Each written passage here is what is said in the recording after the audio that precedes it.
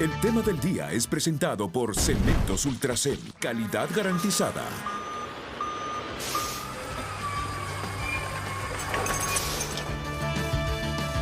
No podría ser otro el tema del día, sino el anuncio de la presidenta Xiomara Castro ayer con los nuevos nombramientos en su gabinete de gobierno. Este tema lo vamos a abordar, así como ya el anuncio oficial de la exsecretaria de Finanzas que aspirará a ser la candidata presidencial del Partido Libertad y Refundación. Por eso, la primera pregunta, ¿alguien podría competirle a Rixi dentro de Libre por la nominación presidencial de ese instituto político? Se la repito, alguien, vamos con la primera, ¿podría competirle a Rixi dentro de Libre por la nominación presidencial de ese instituto político? Vamos con la segunda. ¿Hay suficiente democracia interna en el partido de gobierno para disputarle la candidatura a la poderosa exministra de Finanzas? La segunda interrogante. Son dos preguntas para debatirlas, al igual que los cambios dentro del gabinete de gobierno. El tema de hoy aquí en Frente a Frente. El tema del día fue presentado por Cementos Ultracel, calidad garantizada.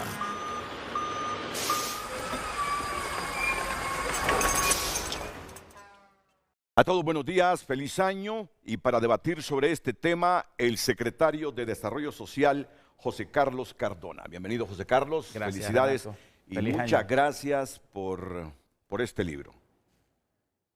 Miren ustedes. Jorge del Valle Mateu, obras de José Cecilio del Valle. Aquí el ministro, y antes de presentar a mis otros invitados, rápidamente,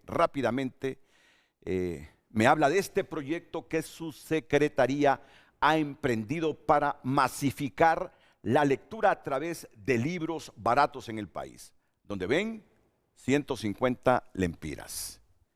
Obras de José Cecilio del Valle y así otros proyectos que en la editorial que José Carlos Cardona ha fundado dentro de la Secretaría de Desarrollo Social ya se están editando. Si nos hablas, por favor, brevemente, Sí, José en un Carlos. minuto, pues el mandato de la Secretaría es atender poblaciones vulnerables y pobreza, y una de las cosas que se suele decir es que los pobres no leen, lo cual no es cierto.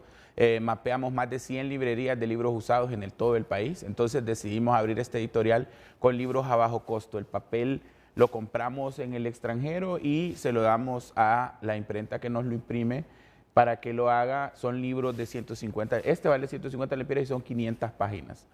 Y el objetivo es que distribuir estos libros en las librerías en todo el país para que la gente pueda acceder a textos importantes de la memoria y de la historia del país, así como reflexiones sobre el desarrollo. Y hemos sacado 5 libros ya y vamos a seguir haciéndolo en 2024. La meta son 20 libros para que los pobres también leamos, porque eso es un mito que se ha levantado, que los pobres no leemos, y no es cierto. Sí leemos, lo que pasa es que no han habido en el país iniciativas para que la gente pobre pueda comprar libros de calidad a bajo precio. La primera edición, ¿de cuántos libros? Estas son 2000 libros que hemos sacado. Y en la medida del éxito, entonces... Vamos a ir sacando más. Por ejemplo, ahorita sacamos el Boletín de la Defensa Nacional de Froilán Turcios, porque ahorita en este año se cumplen 100 años de la invasión estadounidense a Tegucigalpa. Entonces vamos a sacar de ese 5000, porque todo el mundo nos está pidiendo eso antes de que salgan.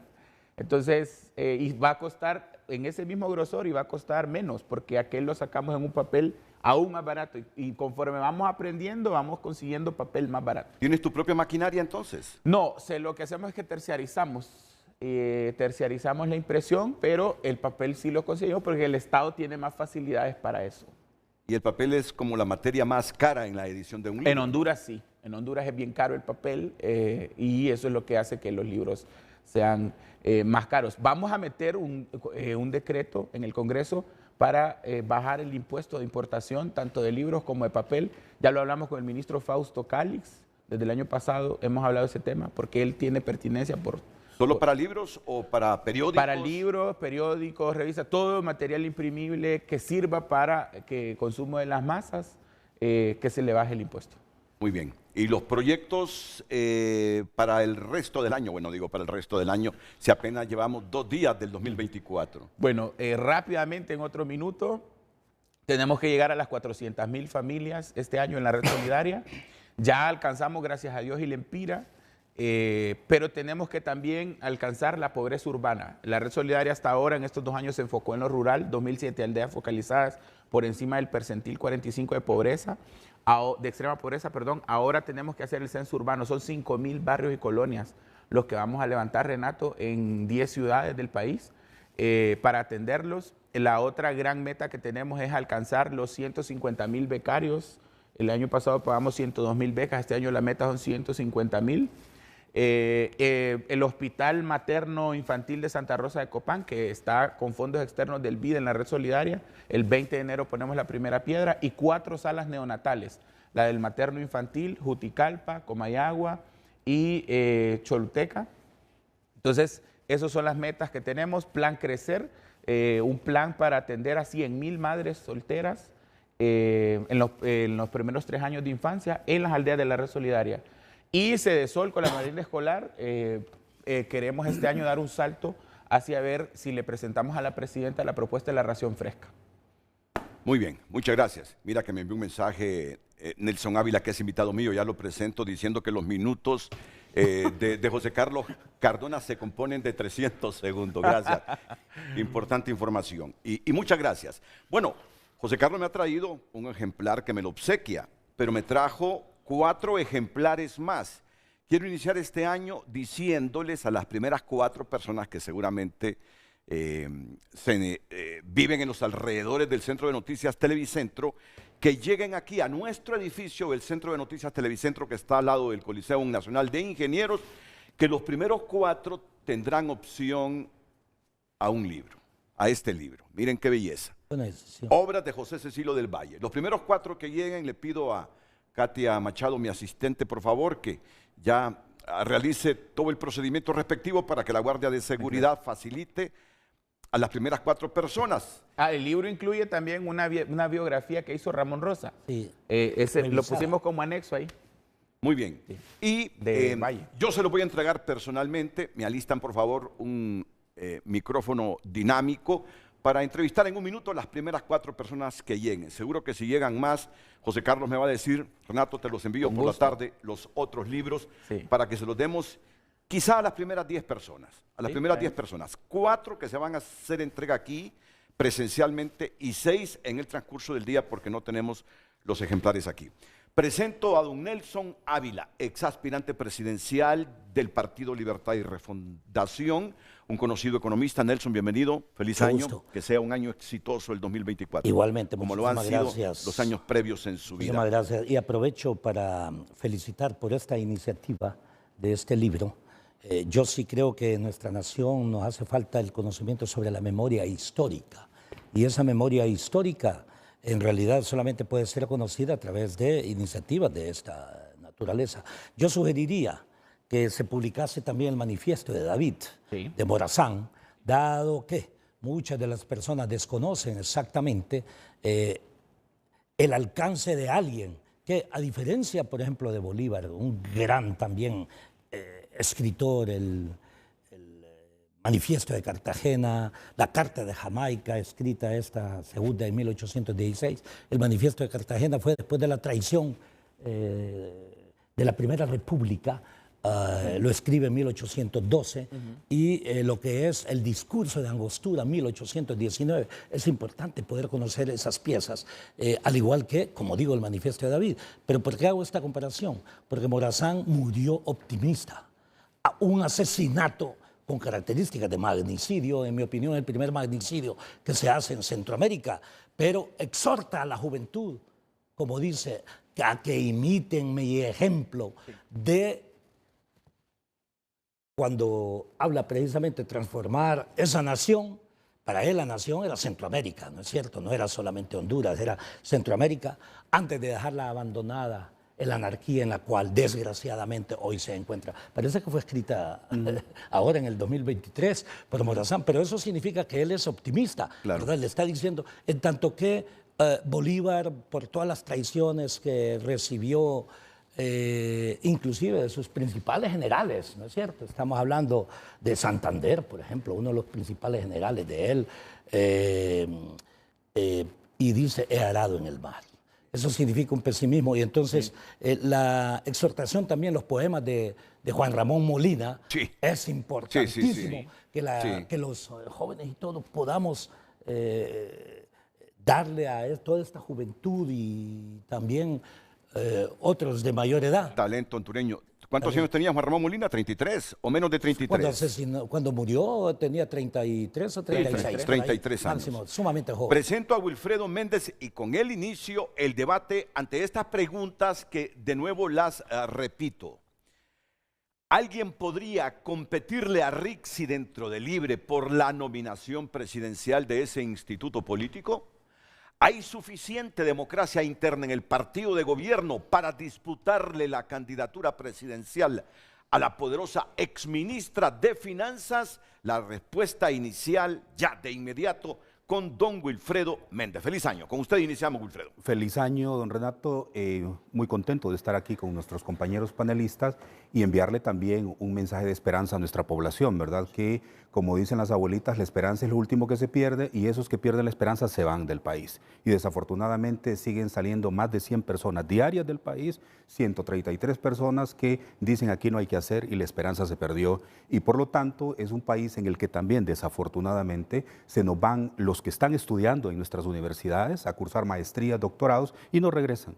Entonces realmente la tragedia no la hemos logrado detener de las causas que impulsan que la gente se vaya, porque son causas expulsoras. El país se ha comprometido con Naciones Unidas a través de los Objetivos de Desarrollo Sostenible para poder detener esas causas que expulsan a nuestra gente. Pero también hay otros compromisos importantes, como los que se han firmado con Estados Unidos, México y Canadá, para poder establecer una estrategia de que haya un nivel de atención a estas poblaciones a través de el empleo, a través de mejor atención en salud, un sistema de transporte público que sea decente, ¿verdad? Aquí donde la gente se sube y a diario la asaltan, pero también los temas de seguridad, para que la gente pueda desarrollarse y pueda vivir bien. Sigue siendo caótico escuchar la semana pasada de mi hermano en San Pedro Sula, le roban su teléfono y dice que ya no le están robando los teléfonos porque un marero se subió al bus y dijo, señores, nos hemos dado cuenta que están robando en esta zona, nosotros vamos a garantizar la seguridad. No puede ser eso, don Renato, a estas alturas seguimos nosotros con esos niveles de control territorial de sectores que le causan un daño a la población. Entonces yo creo que la población hondureña, a pesar de esta adversidad, pues tenemos que ir buscando las cosas positivas, para ir buscando los centros donde nos sintamos bien, y me refiero el seno familiar, ¿verdad? Los amigos que en positivo uno puede ir construyendo, la solidaridad entre todos y venciendo algunas y desaprendiendo algunas cosas que nos han enseñado mal. Yo he estado en un año de reflexión.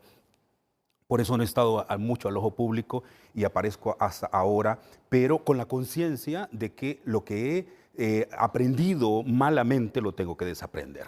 Por ejemplo, el odio y el rencor. En el mundo de los derechos humanos, cuando uno va creciendo en esos ambientes de mucho dolor, de mucha tristeza, esa acumulación de dolor y tristeza, cuando ve los desaparecidos, cuando ve las situaciones infrahumanas en que vive la población, otro tipo de situaciones, también hay algunos liderazgos negativos que le van infundiendo un odio y un rencor y se va transformando no en búsqueda de justicia, sino de rencor. Es decir, tenemos que buscar justicia, pero sin odio, sin rencor. Y ahí esos elementos que tenemos que desaprender para buscar una sociedad justa, pero en las líneas de la convivencia, en las líneas del Estado de Derecho que tenemos que aprender a respetar y aprender a ser demócratas. Porque creo que ese es otro factor, don Renato, para ir ya entrando en las preguntas que usted hace.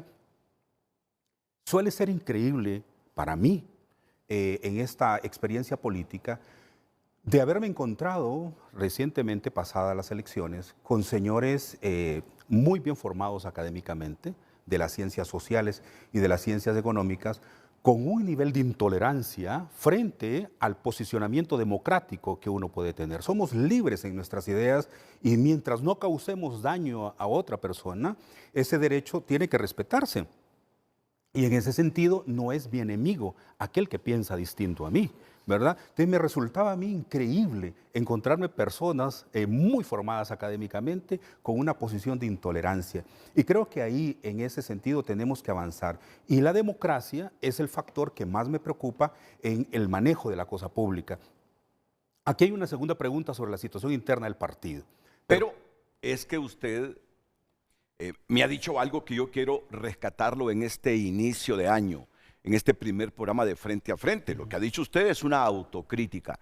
He estado, dice, 365 días aislados de los medios de comunicación, haciendo mis propias reflexiones, y nos dio a entender, como suele suceder con cualquier ser humano, que acumuló algunas conductas que al final de este periodo de tiempo en que ha estado usted reflexionando y haciéndose una autocrítica, ha llegado a la conclusión que no son correctas para su salud mental, para su salud emocional.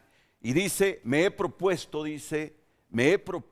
eliminar el odio, el rencor, acumulado después de tanta lucha por hacer valer los derechos humanos. Correcto. Y cuando uno es activista de derechos humanos y mira que las cosas no van como uno quisiera, pues intenta hacer justicia de otra forma y acumula esos sentimientos, esos prejuicios de rencor y odio. Pero dice Wilfredo Méndez, he tenido un año sabático, eso nos quiere decir reflexionando, y quiero comenzar desaprendiendo esos comportamientos, desaprendiendo esos sentimientos de odio y rencor que solo hacen que la persona no sea productiva, ni en el seno familiar, ni en el seno de la sociedad. Y esa autocrítica me encanta, porque ojalá que esa autocrítica la hagamos todos, que desaprendamos el odio, que desaprendamos el rencor, que seamos tolerantes, y aunque hayan disentimientos entre unos y otros por la forma de pensar,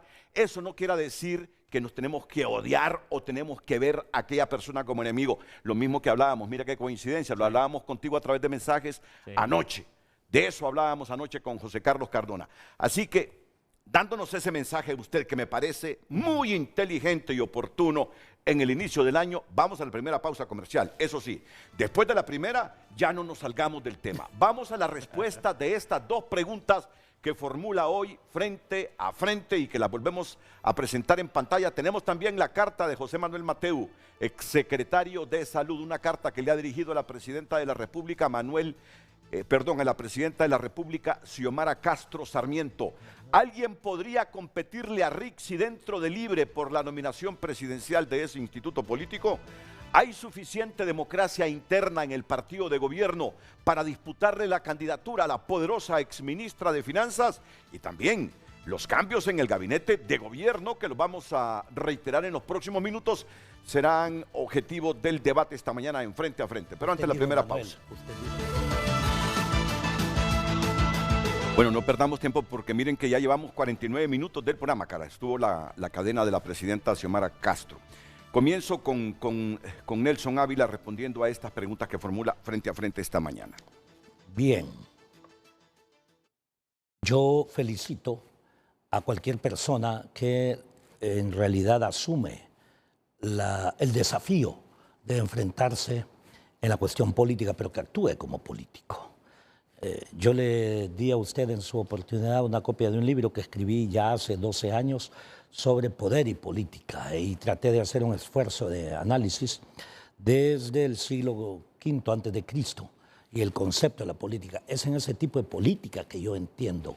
¿Qué es la política? La política es una ciencia y un arte de gobernar para desarrollar las sociedades, para crear civilización. La política jamás fue concebida para tener un poder personal o crear dictaduras o al mismo tiempo para dividir las sociedades. Al contrario, es en ese contexto que yo entiendo la política. Yo la felicito a la compañera Rixi Moncada por tomar esta decisión. Y, más allá de la felicitación, ¿alguien podría competirle a Rixi dentro de Libre por la nominación del partido en este momento? Claro que sí. Vea, yo tengo una tesis. Todas las candidaturas apoyadas por grupos oficialistas, sobre todo de 3 partidos políticos, son percibidos como corresponsables por el pueblo, son percibidos como corresponsables por su situación caótica en la cual todavía se encuentra Honduras. O sea, el oficialismo del Partido Nacional la vez pasada perdió, ¿no es cierto? Bueno, va a continuar perdiendo. Lo que yo lamento es que aquellos corresponsables del atraso ahora se pretenden perfilar también como alternativa en nuestro país. ¿Y por qué ocurre eso? Podemos hablar después. Segundo punto, cualquier candidatura oficialista del Partido Liberal también va a estar condenada también a ello, y también dentro del Partido Libre, y también dentro del Partido Salvador. ¿Por qué? Porque el pueblo los está percibiendo, reitero, como acuerdos entre ellos, y el pueblo no observa que en su esencia se han resuelto sus problemas fundamentales. Ese es el primer punto. Entonces, ¿que pueden competir? Pues claro, ahí también nosotros vamos a competir, pero un enfoque transpartidario. Nosotros creemos, y ya lo hemos dicho, y en este programa suyo, que hay necesidad de unir al pueblo para transformar la nación. Y para transformar la nación y unir al pueblo, usted debe tener una mentalidad también, como decía aquí el amigo Wilfredo Méndez, en donde debe primar más bien la tolerancia, la democracia, el respeto al otro, la consideración de que todos somos iguales. En consecuencia, yo sí creo, con respecto a la primera pregunta, claro que sí. Y yo espero que se llegue hasta el final dentro de toda esta propuesta, sin los cambios que a veces ocurren. Ahora, estamos claros que todos los oficialismos controlan, estos tres oficialismos fundamentalmente, controlan los instrumentos electorales. Por eso, controlan el Registro Nacional de las Personas, controlan el Consejo Nacional Electoral, controlan el Tribunal de Justicia Electoral, que es por medio de los cuales se han legalizado los fraudes que se hacen en Honduras desde las primarias e internas, que es donde se imponen las candidaturas presidenciales de diputaciones y de corporaciones. por eso la segunda pregunta se la formulo a Wilfredo Méndez y luego entramos con el ministro de Sedesol, José Carlos Cardona. ¿Hay suficiente democracia interna en el partido de gobierno, Wilfredo, para disputarle la candidatura a Rixi Moncada, tú crees? Sí. Bueno, rápidamente, en la primera pregunta, yo le digo que sí hay personas que podemos, como dice el doctor, entrar en una competencia, siempre y cuando sea una competencia en términos parejos para todos, y podemos nosotros, y felicitar a la compañera Rixi de haber dado ese paso hacia adelante, y claro que vemos personas que vamos a competir con ella, ¿verdad? En segundo lugar, una de las cuestiones que más me ha preocupado dentro del partido ha sido el control democrático interno. Es decir, ha sido manejado el partido más para un control de un grupo determinado y no es un control democrático.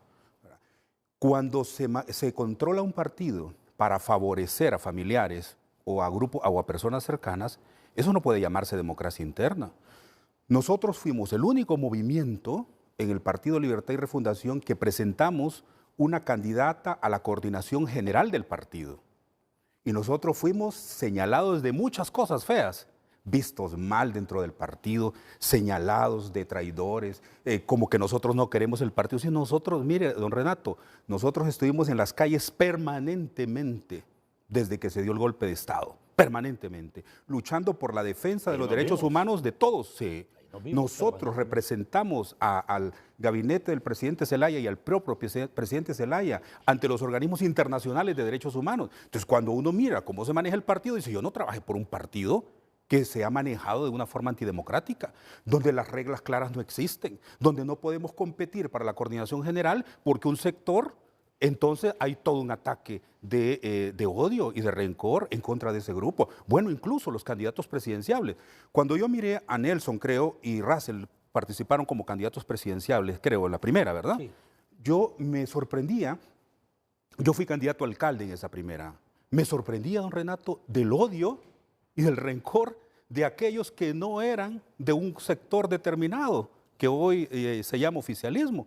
Y yo cuando asumí la precandidatura presidencial en el partido decía, por favor, cuando venga otro precandidato, apláudanle, estén ahí con él, no lo vean con odio ni con rencor. Otro candidato oxigene el partido, democratiza el partido. No tenemos por qué verlo con odio y con rencor. Es decir, solo porque hay una candidata que sea del oficialismo, no significa que es la candidata que toda la base del partido beneficie, ¿verdad? O que haya un posicionamiento único, no lo es. Entonces yo diría, don Renato, en este tema de la democracia interna del partido, que se debe democratizar el partido a lo interno.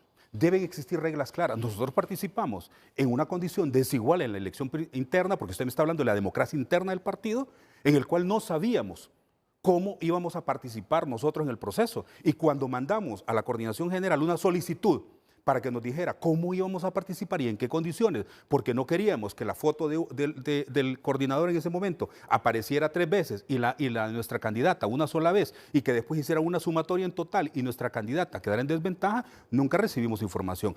Entonces, el partido debe democratizarse. Si nosotros entramos en las mismas condiciones que participamos en la elección pasada, sencillamente lo que va a haber es una imposición y un control interno. Y no vamos a tener la posibilidad de una participación que realmente sea igualitaria, en la que todos tengamos las condiciones iguales de participación y no de grupos de privilegio. Creo que si nosotros no tenemos dentro del Partido Libertad y Refundación la democratización suficiente, mucho menos entonces cuando hagamos gobierno. Por eso se presentan serias fallas en los procesos de comprensión, por ejemplo, en la conformación de los poderes del Estado. La población le dio un mandato claro a la presidenta de la República, pero en el Congreso le dijo, aquí hay una distribución distinta, aunque a mí no me guste, pero esa es la democracia. Pero si yo tengo una actitud antidemocrática y lo manejo a mi antojo, donde solo mi grupo tengo que favorecer y no me importa si ese grupo es altamente eficiente para que dé los resultados del Estado, entonces sencillamente esos son los indicios de cómo se va a gobernar el país. Yo sugiero finalmente que haya un proceso en el cual los precandidatos a la presidencia de la República en libertad y refundación se sienten o nos sentemos cuando tomemos las decisiones necesarias y que veamos cuál va a ser las reglas claras de participación igualitarias dentro del partido en la próxima contienda interna. Bueno, que sean sometidos a debate público. Yo exigí que todos los candidatos presidenciales se nos presentase públicamente, sin agenda previa, qué era lo que pensábamos hacer sobre la nación. Porque si usted va de candidato presidencial es porque sabe lo que tiene que hacer en educación, en salud, reducción de pobreza, lucha contra la inflación, etcétera, etcétera, etcétera. Creo que todos escuchamos que tanto Wilfredo Méndez como Nelson Ávila nos han dicho hoy que sí van a participar en el proceso electoral interno del Partido Libertad y Refundación. Ambos lo han dicho. Yo con una visión en la cual la estructura política en Honduras hace que primen los intereses partidarios, y partido etimológicamente significa división de la sociedad, ¿no es cierto? Pero el enfoque nuestro es crear las condiciones para una coalición amplia. ¿Que es posible dentro del Partido Libre? Bueno, vamos a poder discutirlo. Fuera del Partido Libre hay necesidad de que pensemos en esa amplia pero entonces, coalición. don Renato, permítame un minutito por lo que ha dicho el doctor, para hacer también una aclaración, o más bien para ampliar un poquito, antes de que el ministro intervenga. Nosotros hemos creído firmemente en una gran coalición de liderazgo multipartidario, de buenos líderes políticos en distintos partidos, también dentro del movimiento popular y social, lógicamente, del sector académico, el mundo empresarial, incluso el mundo espiritual. Nosotros tenemos que generar ese proceso de encuentro del mejor talento en el país. Si no lo hacemos así, entonces la situación se va a volver a repetir, donde hay controles unilaterales que no favorecen al país. Entonces nosotros también en esa visión de participar plenamente dentro del Partido Libertad y Refundación, pero bajo la concepción de trabajar en una gran plataforma política. Ya empezamos a hablar con varios líderes, ¿verdad? Yo como me di este tiempo, pero el año antepasado yo ya me acerqué a algunos líderes políticos principalmente y académicos para poder buscar esa convergencia política y que ojalá pues nuestro partido en ese plano democrático y de participación efectiva que lo mandan nuestros estatutos, nuestro ideario, pues posibilite ese encuentro para que los gobiernos no sean unilaterales, sino que sean... Ok. Igual que Nelson, ya sea dentro o fuera del Partido Libertad y Refundación, en el caso suyo. Sí, señor. Sí. Muy bien. Pues vale la pena esos insumos porque así el ministro José Carlos Cardona tiene más elementos para reflexionar. Después de haber escuchado a Wilfredo Méndez y a Nelson Ávila, ¿qué cree el ministro? ¿Existen las condiciones, existe la democracia amplia y suficiente en Libertad y Refundación para que cualquiera que le quiera competir a Rixi Moncada, que sabemos es una exfuncionaria poderosa y que tiene un peso muy fuerte dentro del gobierno, o lo tenía o lo seguirá teniendo, no sé, y fuera del gobierno, es decir, dentro del partido, hay suficiente democracia para que todos puedan competirle en igualdad de condiciones a Rixi Moncada. Tú que conoces bien el partido, José Carlos. Sí, bueno, primero que nada creo que debemos entender el mito fundacional del Partido Libre, que es el golpe de Estado. Este núcleo de funcionarios del Poder Ciudadano que se van al exilio, acompañan al presidente Zelaya, luego regresan acá, se encuentran con la disyuntiva del Frente Nacional de Resistencia Popular, que es el origen de todas las corrientes de Libre. El presidente Zelaya trae una propuesta y dice, tenemos que hacer un partido. Y el Frente se divide entre los refundas, que eran los refundacionales, que eran los que no querían un partido fuerte, sino que fuera como un frente amplio o que el partido fuera un brazo del frente, y los que le apostaron a la partidocracia, es decir, hagamos un partido para construir un competente que sea, digamos, equiparable al Partido Nacional y Liberal, y al final triunfa el presidente Zelaya con su tesis y se lanza la presidenta Castro y se convierte, ella ganó las elecciones en 2013, pero se hace fraude. En 2017 la dinámica cambia y se demuestra que el partido no tenía los números para ganar las elecciones y que por lo tanto era necesaria una alianza. Y se le cede la candidatura a Salvador Nasralla. También ustedes que estaban ahí, fueron parte de ese proceso, saben que una de las jugadas magistrales que hace Mel en ese sentido es que se lancen un montón de corrientes para que el partido vaya creciendo y que no haya estas quejas de que hay una línea férrea y de decir solo estos se van a lanzar y solo este va a ser la línea. Claro, obviamente aquellos movimientos que no tienen gran cantidad de seguidores saben que hay una aplanadora por parte del movimiento 28 de junio que es enorme, el frente del FRP, y otros movimientos como los jóvenes que se van y fundan Somos Más, y los movimientos estos, que son los más grandes, obviamente generan una presión que hace que el resto de movimientos del partido sean efímeros y pequeños. El experimento con Nasralla, que termina en ese fraude electoral monstruoso que llegó casi a los 100 muertos, pues obviamente hace que el partido reflexione y se repliegue en 2018-19. Yo entro en 2018 al partido. Por cierto, la primera persona que me llama para hacer militancia en el partido es Rixi Moncada, aunque yo no soy de su círculo, ni estoy en su equipo de trabajo político.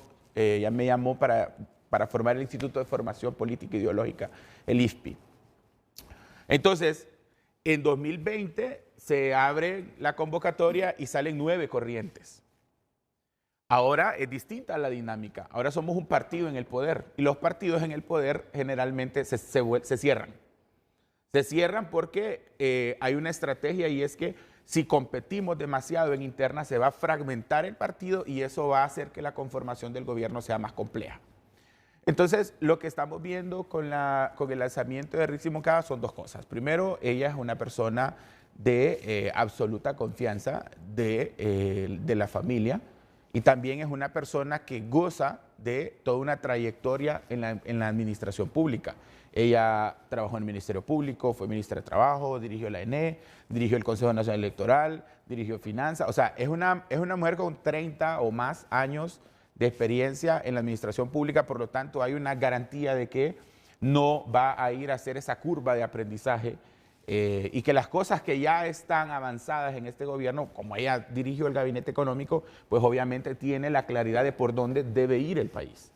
En ese sentido, aparentemente hay una narrativa de que su candidatura es incontestable y que no hay que buscar para más. Pero en ningún momento el coordinador general del partido ha cerrado las puertas a otras candidaturas. De hecho, Russell Tomé ha expresado públicamente que se va a lanzar de candidato presidencial. Acá tenemos al doctor Ávila y a Wilfredo diciendo que ellos pues están haciendo los análisis y conversando con otros sectores. De hecho, ya en la elección pasada Wilfredo, luego de las internas, apoyó a Yanni Rosenthal en el Partido Liberal. El doctor Ávila intentó formar parte de todas estas coaliciones que se formaron con los que no habían quedado en las internas.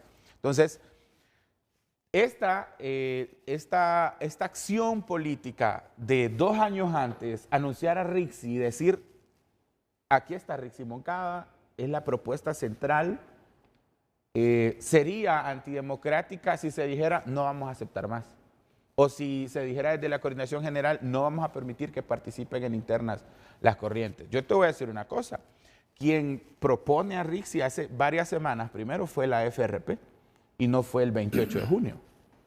El hecho de que ella diga en su carta de renuncia, he invitado a, no, en el tuit no fue en la carta, he invitado a Mauricio Ramos a que me acompañe, significa que ella también ha tenido que sentarse y ha tenido que negociar con otras figuras, porque Mauricio hace unos meses dijo que él tenía intenciones de ser precandidato presidencial. Entonces significa que se están moviendo piezas a lo interno y que todo esto evidencia un dinamismo que es democratizador. Al fin y al cabo, y con esto concluyo, Renato, me parece que Rixi Moncada tiene todo lo que se necesita para la continuidad de un proyecto político en Libre como gobierno. Tiene desafíos enormes por delante y de eso creo que vas a hablar en el otro segmento, pero me parece que ella tiene, como así decirlo, el caleidoscopio de habilidades y aptitudes que se necesitan para que continúe el proyecto de gobierno sin detenerse en nada de lo que se propuso ya en la agenda del Plan Bicentenario. Ok, quiero mostrar esta fotografía que ayer publicó una de las hijas de la presidenta Xiomara Castro Sarmiento. Vemos en primer plano justamente a la hija de la gobernante en este selfie. Luego en la parte izquierda de su pantalla a la presidenta Castro Sarmiento. Luego el expresidente Manuel Zelaya Rosales. Hacia el fondo, por favor, si me pueden acercar el plasma. ¿A quién vemos? ¿A quién vemos? ¿A la izquierda del expresidente? No, a la izquierda. Bueno, en primero está Mauricio Ramos. Mauricio Ramos. El ministro, ¿siguen siendo ministros? No, exministro. No. A él lo cambian y ahora pasa al puesto Octavio Pineda. Octavio ya tenía experiencia en el FIS, por lo tanto lo trasladan a la CID porque este año la CID va a tener 16 mil millones de lempiras en carreteras, tiene que invertir. Sí. No, me disculpan, justamente, si eso fue lo que anunció la presidenta Castro ayer, que dejaba a Mauricio Ramos de ser ministro de la Secretaría de Infraestructura y Transporte. Luego está Manuel Zelaya. Luego, ¿quién es la persona que está al fondo? Al fondo está la presidenta Castro. La presidenta Castro. Entonces, ¿quién es la que está aquí? Aquí al frente es Mayra Mejía, exministra del Trabajo en el gobierno. Mayra Mejía, reaparece Mayra Mejía, mira. Mayra reaparece Mayra. Es amiga tanto de la familia como de Rixi Moncada. Entonces, vamos con la foto amplia. Primero, Mayra Mejía, luego Mauricio Ramos, luego el expresidente Zelaya, luego la presidenta Xiomara Castro. ¿Quién sigue? Está doña Evelyn, la esposa de Carlos Zelaya. Y luego Carlos Zelaya. Luego Rixi Moncada. Carlos es el coordinador del movimiento 28 de junio, que es el movimiento hegemónico del partido. Sí. Luego aparece Rixi Moncada. Está Oscar Rivera, ¿no? Oscar Rivera. Pero antes de Oscar Rivera, ¿quién es? Está una nieta de Carlos Zelaya, creo que es. Sí. Y la Pichu. Y María Hortensia. Pues hombre, mira que la novedad para mí no es ver a Rixi en el grupo, porque es la aspirante del movimiento 28 de junio. Mayra Mejía había preguntado, ¿y Mayra qué se ha hecho? No desempeña ningún cargo público en este momento, No, ¿verdad? fíjate que no, ella pidió no participar. Creo que tiene asuntos personales que atiende, entonces no se ha presentado. Pero está muy cerca ella. Esa foto refleja que está en el poder, igual que Oscar Rivera. Sí, te voy a decir que esa foto refleja unidad. Que veas a Mauricio ahí sentado, que veas a Rixi, que veas a Oscar, que Oscar, no sé si lo recuerdas, pero hubo diferencias entre el CNE y el Registro Nacional de Personas en su claro momento. que recuerdo esas diferencias de Rixi y Oscar Rivera. Entonces, mira, ves a Oscar ahí, ya te está diciendo que hay una búsqueda de unidad en lo que los compañeros suelen llamar el oficialismo. Ahora, hace algunos minutos escuché decir al doctor Nelson Ávila que generalmente los candidatos del oficialismo pierden. Pero igual escuché al ministro de Sedesol, José Carlos Cardona, hablar de todas las fortalezas de Rixi Moncada. Mi pregunta para todos, que será respondida después de la pausa comercial. Lo hecho en los primeros 2 años de gobierno por la exministra de Finanzas, Rixi Moncada, le avalan como para que tenga un factor, un valor agregado a su candidatura, de que hizo las cosas también, que merece ser la candidata del partido en el gobierno, porque algo le escuché a Nelson que disiente justamente de una valoración positiva a la gestión de Rixi Moncada. Por eso mi pregunta, para que me la respondan luego, ¿realmente hizo Rixi lo suficiente y dejó huellas en estos 2 años como ministra de Finanzas a su favor, a favor del partido en el gobierno, a favor del país, que merezcan de que todo el electorado libre la nomine como la candidata en un proceso electoral interno que tiene que efectuarse, ¿no? Aunque solo seas con una candidata. No sé No, cómo. si solo hay una candidata, no hay elección Ni interna. siquiera para avalar No. esa candidatura. Tiene que haber la inscripción de otro movimiento para que haya Ok, elección. muy bien. Vamos a la pausa. Enseguida Primaria, responden ¿verdad? Elección primaria. mis invitados. Tengo la carta de José Manuel Mateu, que no está muy satisfecho. José Manuel Mateu, atentos. Y además, estos cambios, ¿cómo le vienen al engranaje del gabinete de gobierno? Atentos. Bueno, no perdamos tiempo, porque tiempo es lo que nos va a hacer falta en este frente a frente, el 1 de 2024. Nelson. 3 cosas. Primer punto. Juan Orlando nos demostró algo, entre otras tantas cosas, y una de ellas es cómo se debilita un partido del gobierno desde el poder. ¿Me explico? Y parece que en mi partido está ocurriendo lo mismo. O sea, se ha debilitado el Partido Libre desde el poder. Haga usted una encuesta y usted observará que la cantidad de personas que dicen pertenecer al Partido Libre no es superior a cuando se asumió. Es más, me atrevo a decir, es sustantivamente inferior. ¿Por qué? Por infinidad de hechos, por actitudes, decisiones, verdaderos impactos. Hablo más de impactos que de resultados, me explico, que son cosas diferentes. Y también por el método y estilo de gobierno y método y estilo de conducción del partido. Yo he tratado de enfrentar en el ámbito de las ideas, no en el ámbito personal. Porque en realidad quien enfrenta, como decía muy bien el amigo Wilfredo, quien en realidad enfrenta sobre la base de la persona significa que no tiene argumentos filosóficos o políticos y no puede debatir. Ese es el primer punto. El segundo punto, Rixi no es economista y los problemas fundamentales de Honduras se dan en ese plano, me explico. O sea, usted para financiar una economía pasa inexorablemente por generar todas las condiciones de riqueza. Hasta este momento no se ha hecho transformación de las 7 políticas macroeconómicas fundamentales que tiene que modificarse simultáneamente, me explico. Segundo punto, yo le escribí a la presidenta Xiomara Castro a una semana de haber asumido para que se considerase, incluyendo a Rixi, y ella sí me respondió, para que se negociase la deuda de Honduras. Son 20.000 millones de dólares aproximadamente y nosotros pagamos 140 millones de lempiras por día producto de la Vamos a ver, deuda. ¿cree usted que estos no 2 se años... ha hecho esa negociación fundamental? No existen datos para demostrar en cuánto disminuyó. Pero se habla la bien de desigualdad ella por en algunos Honduras. sectores. He leído Perdón, hoy algunos no, es que no es un artículos problema personal. en el sentido que logró un acuerdo con el Fondo Monetario Oh, sí, Internacional. pero, sí, llegar a acuerdos con el Fondo Monetario Internacional no es tan complejo, me explico.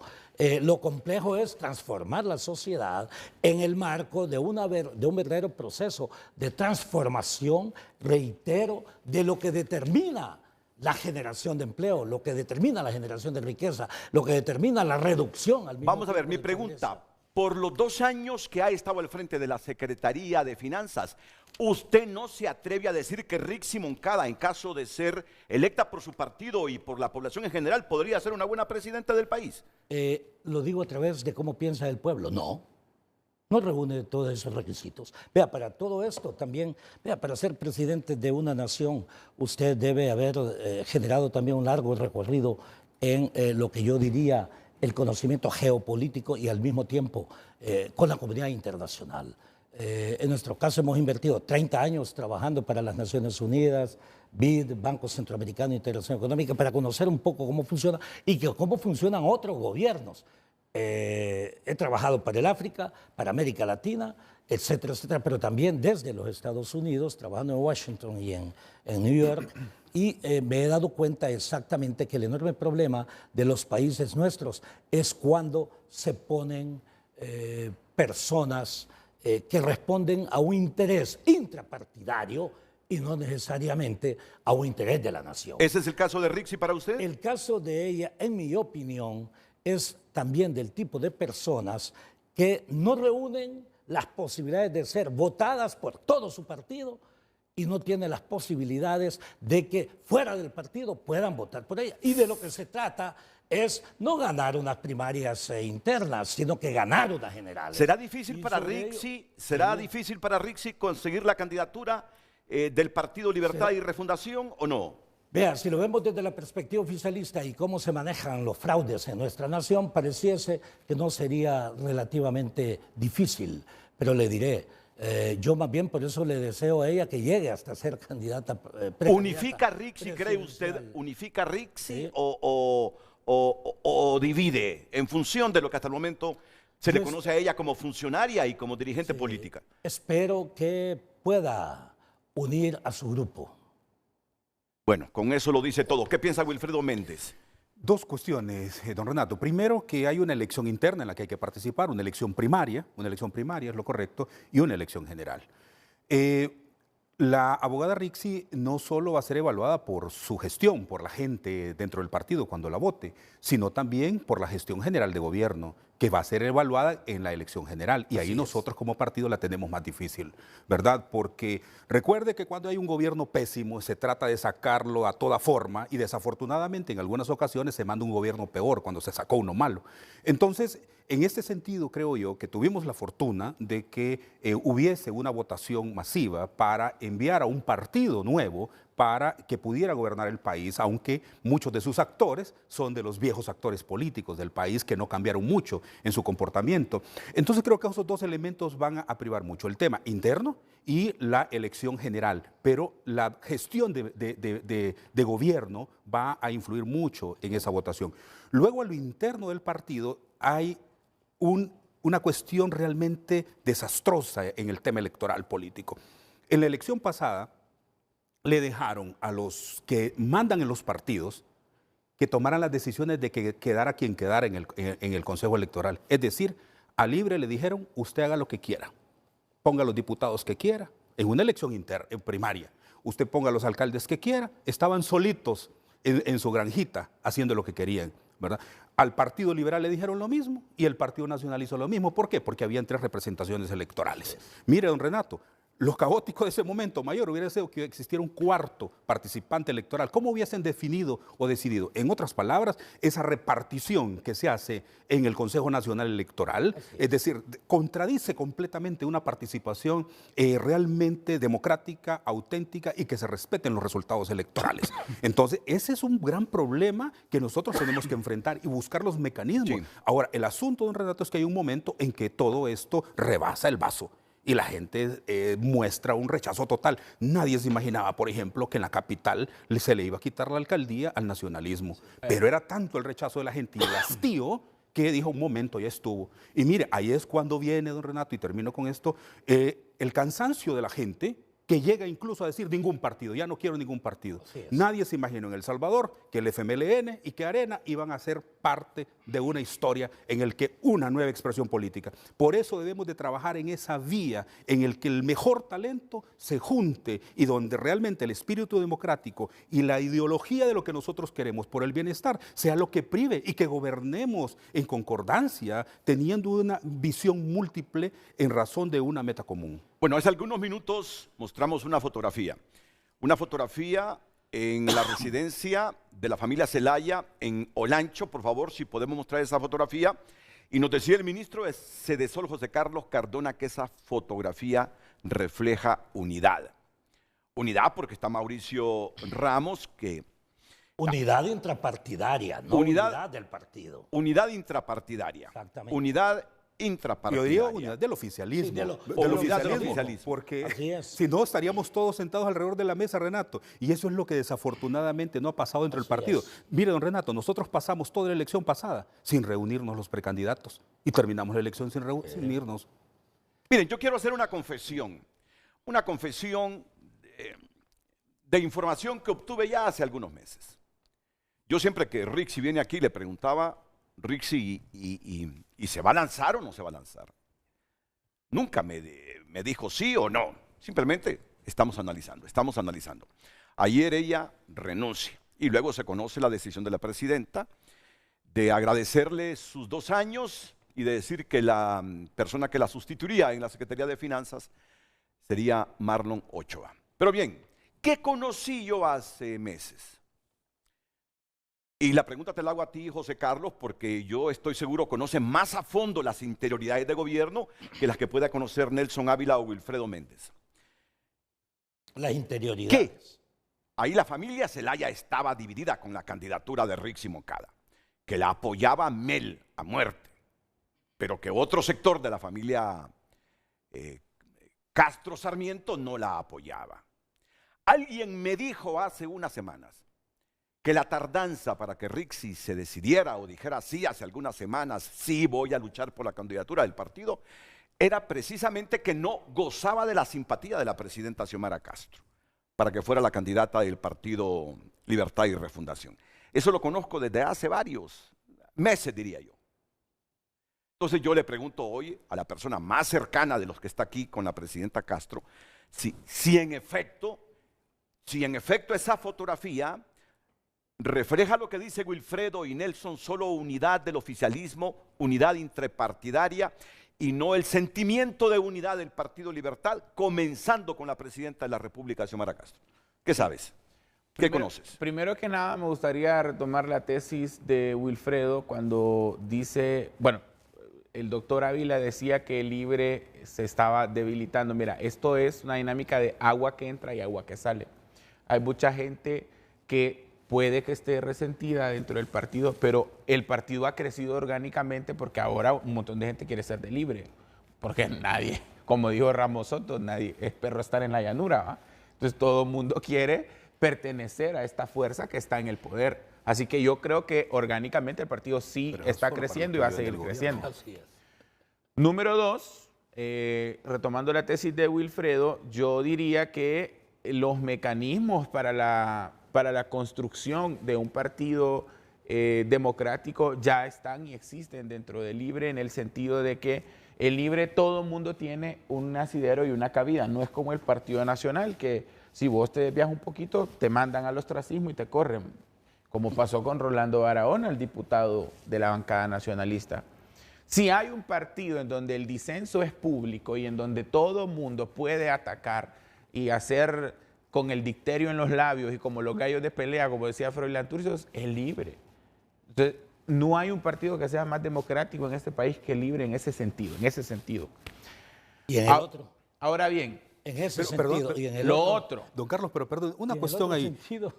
Y la expulsión que hicieron de Jorge Cálix y los diputados por boca de la propia presidenta Zelaya, Mira, de la propia presidenta lo que Xiomara, pasó ahí es que estábamos en las horas más álgidas y se amenazaba la construcción y la sostenibilidad de un gobierno que tenía propuestas de país específicas para las cuales necesitaba respetar los acuerdos que se habían hecho. O sea, la acción de expulsar a los calixtos se da en el sentido de aleccionarlos para que entendieran cuál debía ser su rol. Se había hecho un acuerdo y se tenía que respetar. ¿Cree Y usted el que Jorge Cálix fue a negociar con el Partido Nacional sin antes no haber sido autorizado por su autoridad correspondiente? Yo le voy a decir una cosa. A mí me parece que Jorge se adelantó en su carrera política. Siento que hay cosas que él debió esperar. Todos tenemos un tiempo, eso está hasta en la Biblia. Y se notó que había una desesperación por controlar ese Congreso Nacional y eso obviamente era un acto desleal hacia el proyecto que se estaba buscando construir y hacia la agenda de una presidenta que ni siquiera había sido investida en el cargo. Entonces, la acción fue un acto de lo que suele llamar Pierre Nora y otros autores democracia radical, ¿verdad? O sea, se les torció el brazo para que se dieran. Y gracias a eso se pudo instalar un Congreso que, es cierto, la derecha y los enemigos de nuestro proyecto político dicen que es ilegal, la Junta Directiva y Redondo, pero goza de la simpatía de quienes están respaldando las acciones de este gobierno. Ahora bien, vamos a contestar tu pregunta. Bueno, habría que preguntarle a la familia Zelaya quiénes estaban a favor y quiénes en contra de la abogada Moncada. A mí me parece que el mensaje de la presidenta ayer evidencia que ella sí está contenta y conforme con la idea de que Rixi se lance. En toda la trayectoria del gobierno, en los consejos de ministros, la presidenta le ha agradecido siempre por el trabajo que hizo de manejar el gabinete económico como lo hizo y del enorme trabajo de devolverle digamos, al Estado, en ese sentido, el sentido de la moral pública. Es un concepto que la abogada Moncada usa mucho, devolverle confiabilidad a lo público. Leí algo de Carlos Flores esta mañana en la tribuna en que uno de los méritos de Rixi es haber terminado con ese montón de cajas dispersas de sus fideicomisos y haber convertido una caja única. Digo, yo solo me hago eco de Carlos Flores y los méritos que le achaca Rixi. Lo que dice el ingeniero Carlos Flores, él tiene toda la razón. Porque la Constitución de la República lo demanda. Exacto. Sobre la caja única. Esa es la otra Ahí cosa. quien violentó Esa es fue la otra cosa. Mira, a veces se la ha juzgado de ortodoxa y se la ha juzgado de radical porque la Biblia de la abogada Moncada es la Constitución de la República. Es más, ella siempre lo dice, si eso no está en la Constitución, no podemos hacerlo. Y ese respeto irrestricto a la Constitución de la República, entre ellos no a la reelección, apagó por completo las narrativas de que nosotros íbamos a hacer una constituyente al solo llegar al poder. Que se evidenciara que todo un gobierno, porque hubo dos discursos muy fuertes, el discurso de la familia de respetar la no reelección y el discurso de la abogada Moncada en Gabinete Económico diciendo nos apegamos a la Constitución. El presupuesto debe estar apegado a la Constitución. La ENE y todas las instituciones que ella manejó desde el gabinete tienen que estar apegadas a la Constitución. Creo que eso le dio confiabilidad pública a este gobierno y nuestro compromiso con la democracia. Ahora bien, si hay o si hubo desavenencias conforme a la candidatura de la abogada Moncada, eso es normal, Renato. O sea, dicen los gringos, tienen una frase, dice, nadie confía en todos los caballos que envía al derby de Kentucky, ¿no? Todo el mundo tiene que tener un caballo favorito y otros dicen, puede ser este, puede ser el otro. Lo que hay en Libre es que, más allá de la familia Zelaya, es difícil encontrar figuras aglutinantes, que ese es el gran desafío que tenemos. Una figura que aglutine a todos, como lo hicieron en su momento Manuel Zelaya Rosales y la presidenta Xiomara. ¿Se facilita en Libre el surgimiento de esos liderazgos o tú crees que no es fácil? Que es cerrado el camino ahí. No es fácil porque hay que recorrer lo que recorrieron ellos dos. Mira, solo han habido 3 parejas presidenciales en la historia de América Latina. Juan Domingo y Eva Perón, Torrijos y la señora esta en Panamá, ¿cómo se llama? se me escapa el nombre. La Moscoso. Mireya Moscoso. Mireya Moscoso, sí. Y José Manuel Zelaya Rosales y Xiomara Castro. Los Kirchner también. Y los Kirchner, Cristina y Néstor. y Néstor. Entonces, construir, y voy a citar a un autor de derecha. Y los Ortega.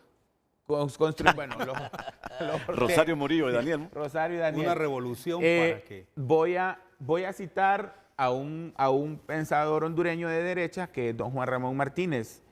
Juan Ramón Martínez dice, los Zelaya han construido la dinastía política más importante que se ha hecho en la historia de este país. Claro, a él le molesta, ¿verdad? Lo dice con molestia, pero lo ha escrito varias veces. Yo no suelo leer columnas, pero leo la de él. Porque es que todas las dinastías son antidemocráticas. Es uno de los últimos hombres del siglo XX y lo leo por eso, porque ya está, obviamente, hay 80 años en su ¿Escuchaste vida. lo que dijo Nelson? Que todas las dinastías son antidemocráticas. No es cierto, eso no es cierto. Sí, no claro es que cierto, sí. no es cierto. Doctor, yo lo respeto mucho y le voy a decir por qué no es cierto. Mire, Dígame. si la dinastía política, vaya, usemos esa categoría de Juan Ramón Martínez, de los Zelaya, fuera antidemocrática, entonces aquí no estaríamos jugando el ruedo democrático. No se ha podido aprobar una reforma tributaria porque los Zelaya creen en la democracia. No se ha aprobado el presupuesto en diciembre porque los Zelaya respetan la democracia. No se nombró, no se obtuvo mayoría en la Corte Suprema de Justicia porque los Zelaya creen en la democracia. El fiscal general y el otro, el adjunto, están interinos porque los Zelaya creen en la democracia. Si nuestra, por así decirlo, idiosincrasia política como partido se desliga de la democracia, entonces el mito fundacional del libre pierde sentido. Y ahí sí caeríamos en lo que dice Wilfredo, en un riesgo en el que la gente viene y dice que se vayan todos, como pasó en Argentina con Milei. Y te voy a decir, la oposición de Honduras tiene un enorme reto. ¿Cuál es el reto de la oposición? Todos están divididos. Vos lo sabés, ahí se formó ese mentado BOC, ese bloque opositor chanfaina. Los liberales están divididos entre ellos. Los cachurecos, aunque Zambrano, los tomatos hagan ver que están unidos, están separados. Desde que David Chávez se fue, ese partido está como palo de gallinas. Entonces, Ojo, hay doble oposición. Sí. Hay esa oposición Y responsable del atraso. Ajá. Y hay otra una oposición. oposición que está sí esperando su creemos- oportunidad. Y está Claro, esperando su y que oportunidad. sí creemos en un país viable. Entonces, mira, si libre, Pero el ministro, ¿y Sí, la libre. unidad dentro del libre? solo voy a terminar esta Porque esta que el idea. oficialismo esté unido no significa que todos estemos unidos. Exacto, solo voy a terminar la idea. El día en que libre abandone la democracia y el respeto por la institucionalidad y la democracia y caigamos en la deriva autoritaria, ese día se acaba la clase política de este país y ahí sí vamos a tener autoritarismos surgiendo en el horizonte. Porque te lo voy a decir, este grupo de ciudadanos o de líderes que vienen de movimientos sociales o que vienen de sociedad civil y que quieren unirse, como dice Wilfredo, no tienen y no aglutinan la capacidad de construir un proyecto político hegemónico, que es lo que le pasó a la izquierda 40 años en Honduras, hasta que llegó Mel Zelaya. Mel Zelaya, en una reunión famosísima del Frente Nacional de Resistencia Popular, dice que casi le caen las avispas porque él preguntó, vaya pues, levante la mano, porque estaban discutiendo cómo hacer para lanzarse, cómo hacer para presentarse a elecciones en 2013. Y entonces nadie se ponía de acuerdo porque la izquierda era un balde de cangrejos.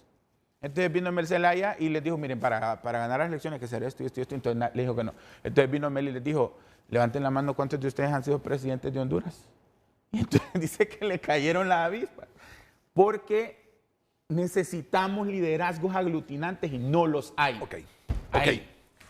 Así, brevemente, ¿facilita la familia Zelaya la democracia dentro del Partido Libertad y Refundación, Nelson? No. Y solamente puedo decir, yo felicito al ministro porque él es muy bueno en tomar también los ejemplos que le favorecen a su argumento. Y es muy hábil. Pero deja a otros, obvio.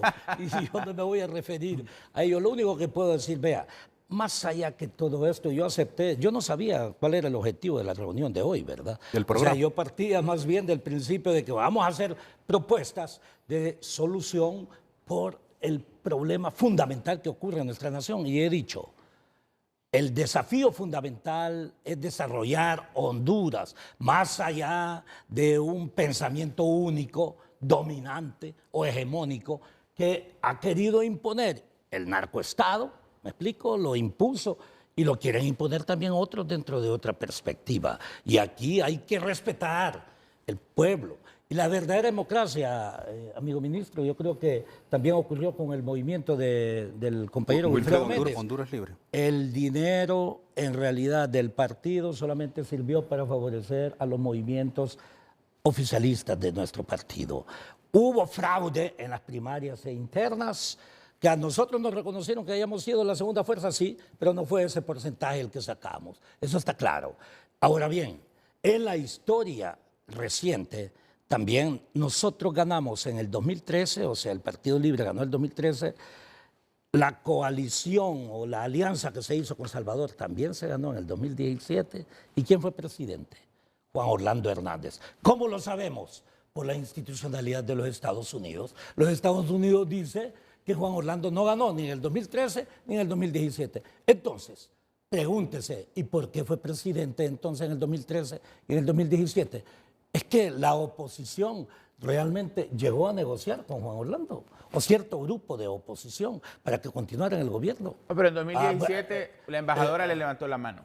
Bueno, eso es otra cosa. Lo que estábamos planteando ahorita es, si la institucionalidad electoral en Honduras no funciona, porque no ha funcionado, entonces se demuestra exactamente que los representantes ante esas instancias, como el Consejo Nacional Electoral, el Registro Nacional de las Personas, responden a los intereses de quienes controlan los partidos. Es más, Renato, en toda sociedad organizada, cualquier presidente o coordinador de un partido que apoya a un grupo tiene que renunciar a su condición de presidente de ese partido porque está adoptando una posición favorable a un sector. Será muy y difícil. no a todo el partido. Será muy difícil Claro, entonces un cualquier país como competencia Honduras, de Rixi Moncada en este proceso por colijo de lo que está diciendo Nelson Ávila. Termino este segmento con Wilfredo Méndez.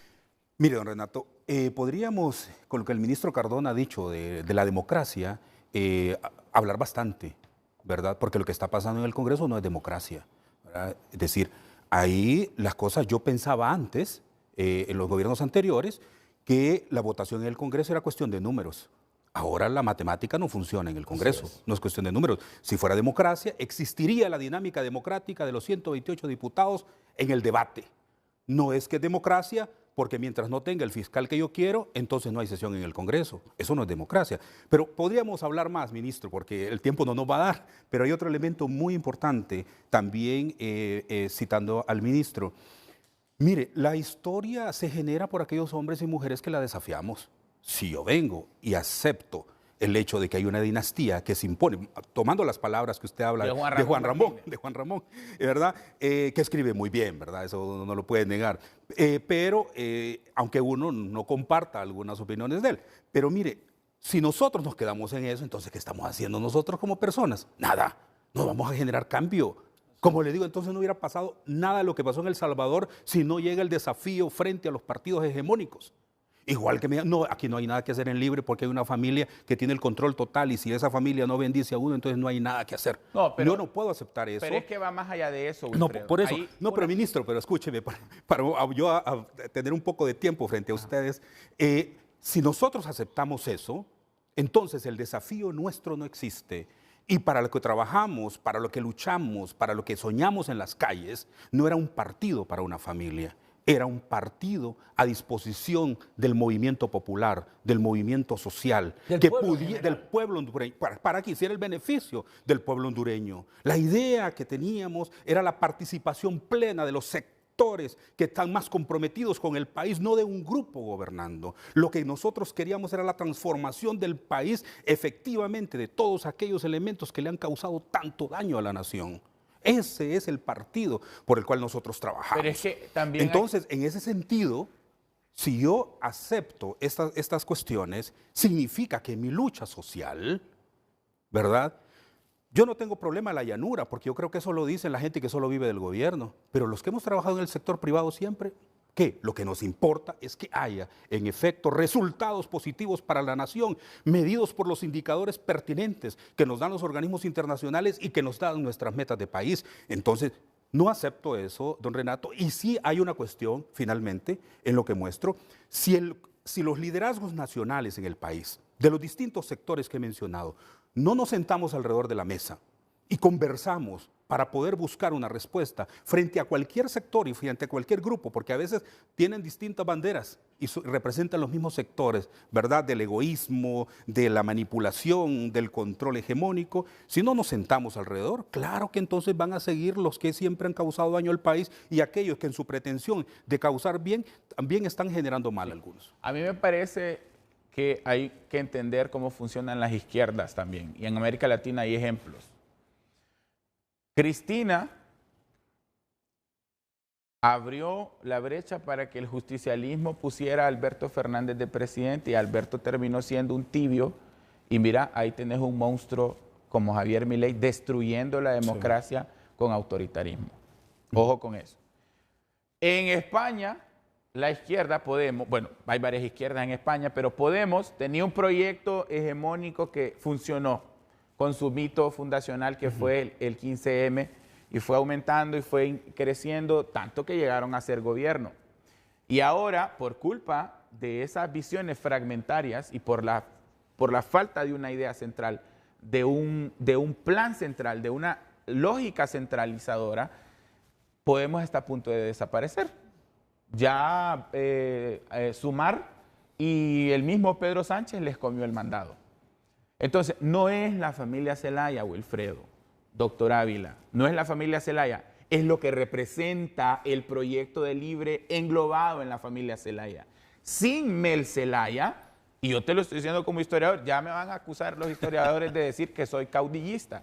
Sin Mel Zelaya no existe el Partido Libre. Óigame. Entonces Entonces Mel se muere y Mel eso confirma deja una sin tiranía legado de político control. a este país. No, y esto, mira, y esto, No, y por eso dije que iba a ser Lo advertiste. polémico. Porque el Frente Nacional de Resistencia eran 10,000 personas creyendo que tenían la razón. Y él llegó y les dijo, miren, vamos a hacer un proyecto político, un partido, y ha ganado las elecciones 3 veces. O sea, de las cuales ha ganado 3 veces, pero de las cuales 2 veces no ha gobernado. Bueno, pero ganó 3 veces. No lo entiendo. Vea, ganó el 3 problema, veces. mire, querido compañero, yo se lo digo porque el problema en Honduras no es entre izquierdas y derechas. El problema en Honduras es que tenemos que resolver sus problemas fundamentales. Pues sí. Aquí hay algunos que ingresan al escenario extrema derecha, discúlpeme, y muchos que se definen de izquierda no saben ni lo que eso significa. Es más, algunos contradicen, es más, el concepto socialismo democrático es falso desde la perspectiva teórica. Hablemoslo claro, y usted lo debe saber porque usted es sociólogo, ¿me explico? No, historiador. Historiador. Bueno, en este plano me parece mucho más interesante. Ahora bien, ¿cuál es el problema fundamental en nuestra nación? Que aquí, cuando no se quieren resolver los problemas fundamentales, entonces se orienta hacia un problema de diferencia ideológica. Y le diré, en realidad, la construcción siempre en la historia de la humanidad ha sido colectiva. El problema en Honduras es el concepto de la política y el concepto del poder. Aquí le termino en 30 segundos. Se considera el poder como poder personal. El poder no está concebido en esa forma. El poder está concebido para desarrollar las sociedades. Por eso la Constitución dice, el poder reside en el pueblo, es colectivo. Yo le doy 45 segundos más a José Carlos Cardona para que amplíe este concepto que sin Mel Zelaya prácticamente desaparece el Partido Libertad y Refundación. Lo que dije fue que sin Manuel Zelaya no hubiera surgido el Partido Libre. Ah, es diferente. No, eso fue lo que usted dije. dijo lo que dice... No. Dije, sin Mel Zelaya no hay Partido Libre, pero me refería a que no hubiera surgido el partido. Ah, bueno, es porque probable, él vino y construyó un partido con una lógica de partido. Ministro, pero recuerde una cosa, no se llamaría Libre, pero tendría otro nombre. otro partido hubiera surgido. Porque Pero hubieron no hubieran llegado ni a la vuelta de la bueno, esquina. pero usted dice que no hubiese existido partido. ¿Cómo Si te hubiese pones existido, a imaginar un partido en el que 10.000 personas pensaban que tenían la razón y no había un pensamiento central que aglutinara a todos? No. Mira, ve, aquí podemos estar debatiendo mil días. Un determinismo pero histórico muy especial. Sí, no, y don Renato, es importante es aclarar determinismo, esto. Sí la existían otras realidad iniciativas de la partidos. idiosincrasia política. No Sí dirigidas hubo, por Mel. sí hubo otras iniciativas, Es la- mira, ve, pero no es- se materializaron Exacto. y ni perduraron. Exacto. Ni perduraron. Mira, ese hombre salió, hizo una gira de 50.000 kilómetros por todo Honduras cuando vino de Dominicana y la gente le rogaba que abriera un partido. Entonces, mira, ve, si Desde no esa se hubiera perspectiva, hecho... usted tiene razón en el Sí, sentido de la existencia del partido. sí, no se puede Pero negar es el carisma de pero es que Mel. lo que Pero usted es que, doctor, planteó entonces, era- mire, Perdón. el partido que funda Andrés Pavón es un partido nacido de la resistencia, Sí. ¿verdad? Es decir, si Libre no hubiese... ¿Y dónde está se el hubiera- partido? ¿Cuántos sí, votos pero tiene? ministro, veamos en la evolución histórica ahí, como usted lo menciona. Si no hubiese existido la fundación del Libre, existiría otro partido, pero no significa que sin que Mel no hubiera hubiese existido llegado a partido. ningún lado. Posiblemente. Tengo tres no pausas hubiera- pendientes todavía. Miren, no nos va a quedar tiempo de entregar a las 10 personas estos libros, ya, porque estamos a punto de terminar el programa. Pero está Carlos Roberto Zelaya Herrera. Carlos, vení, mi compañero de aulas en la Universidad Nacional Autónoma de Honduras. Por acá, por acá, Carlos. atrás. Qué placer verte, Carlos. Qué placer verte. ¿Cómo estás? Gracias a Dios que estamos con vida. Que estamos vivos. Gracias a Dios. Mira este libro. Bueno, yo cuando escucho que tú vas a regalar algo así como esto, vivo aquí cerca, me aprovecho Sí, de la sí, sí. distancia y vengo lo más pronto No, que y puedo así. para que no me pierda. Así ha una. sucedido hoy. Los demás cerca son los que tienen Claro, opción a ese libro. y quiero felicitar por tu programa, el foro muy interesante, ¿verdad? Y al ministro lo felicito, ¿verdad? Como hondureños nos sentimos muy satisfechos de este trabajo y tenga la seguridad que lo vamos a Y disfrutar. que siga su editorial editando Sí, más libros, ¿verdad? sí, a Tiene eso 20. quiero. Gracias, Carlos Roberto. Mira ya. No, es tuyo, es tuyo. Dios les bendiga. Gracias, Carlos. Gracias. Buen día. Igualmente. Que les vaya bien. Hoy en tu nota es presentado por Credielga Catracho de Cooperativa Elga, la cooperativa de Honduras. Manuel Mateu denuncia irregularidades tras su destitución de CESAL. Bueno, ya publicó la carta, tunota.com. La verdad que no me quedaba la chance a mí de publicarla. Y ya les digo, yo los invito a que entren a tu nota. Solo permítanme unos segunditos. ¿Cuál es la partecita a la que se refiere tu nota? Ya.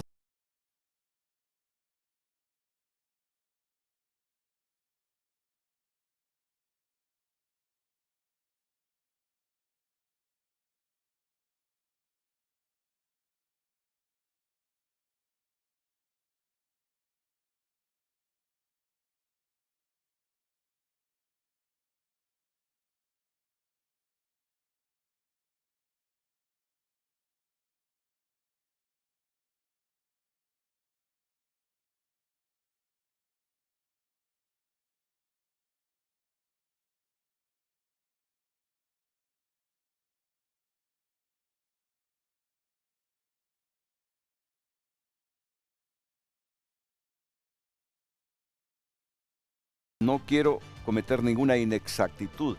Es algo que él conseguía por una cierta cantidad de dinero, pero que China se lo daba a Honduras por una cantidad mayor. Ya les voy a tener eso en cuestión de minutos, pero antes los invito a que lean toda la noticia que ya está en tunota.com.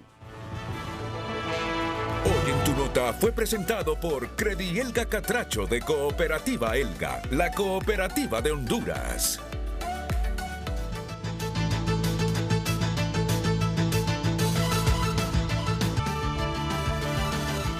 Es que en el fondo la denuncia de Mateu, el exministro de Salud, que él está consiguiendo un angiógrafo, o estaba consiguiendo un angiógrafo o algo así por $50 millones a los chinos. Vamos a ver. Que el gobierno está consiguiendo un angiógrafo por aproximadamente $50 millones a los chinos. De lempiras. No, dólares, a los chinos. Y que él consiguió uno por $500,000 y lo dio al San Felipe. Que lo hicieron a un lado de una negociación con China en salud, que nunca se reunió con la presidenta. Y le dice, en esa carta le dice que tome las riendas de su gestión, le dice la presidenta, que tome las riendas de su gestión. Bueno, tengo unos segunditos para terminar, unos 20 segundos, ministro. Bueno, primero que nada, la labor de todo precandidato es recorrer un país. Andrés Manuel López Obrador viajó durante 6 años a todos los rincones de México y se convirtió en el presidente más incontestable de los últimos 100 años. Eso debe hacer ahora Rixi. Debe viajar a todo el país. Mel siempre nos dice algo, Mel Zelaya siempre nos dice algo. La gente te ve a los ojos cuando vas a los pueblos. Yo acompañé a la presidenta Castro 30,000 kilómetros y pude ver ese amor a primera vista entre ella y el pueblo. Ese es el trabajo que se le viene a la Guadalupe. Enfrentarse a esa vista directa de la gente. Así es, tiene que hacerlo, como todo político. Ok, 20 segundos, por favor. Nelson. Yo creo que el desafío fundamental es transformar Honduras. Ok, ¿y en un enfoque unitario. Wilfredo. Primero hay que llamar a todos los liderazgos políticos, sociales, empresariales, espirituales, para que nos juntemos y podamos darle una respuesta política al país. Les agradezco mucho a todos.